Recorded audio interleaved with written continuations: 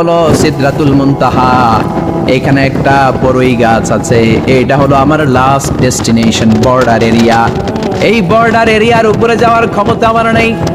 1 ইঞ্চি উপরে গেলে আমার পাখাগুলোরে জ্বালিয়ে সারখার করে দিবে কে?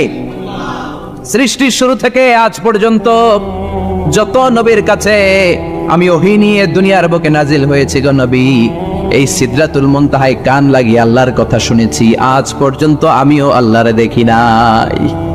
নবী গো, আমি তো আল্লাহরে দেখি নাই, এটা আমার লাস্ট এরিয়া। আমার যে দেখেন আপনি কোরআন নাজিল করে উপরের দিকে উড়াল দিতে, আমি উড়াল দিয়ে এখানে এসে বসে থাকি। সুবহানাল্লাহ পড়ে। এর উপরে আমি যেতে পারবো না, পাখাগুলো চলে যাবে, যাওয়ার পারমিশন নাই। তবে আপনারে পারমিশন দিছে কে? আমি এইখানে দাঁড়িয়ে রইলাম, আপনার মিটিং আল্লাহর সাথে শেষ করে আপনি নেমে আসেন গো নবী। নবী যান, আপনার মিটিং এর জন্য, আপনাকে সারপ্রাইজ দেওয়ার জন্য আপনার অপেক্ষায় আল্লাহ অপেক্ষমান। সুবহানাল্লাহ।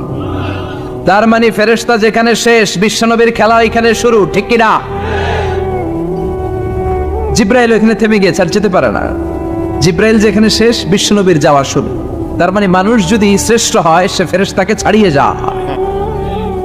আর মানুষ যদি নিকৃষ্ট হয়, তাহলে সে পশুকেও হার মানায়, ঠিক কি না?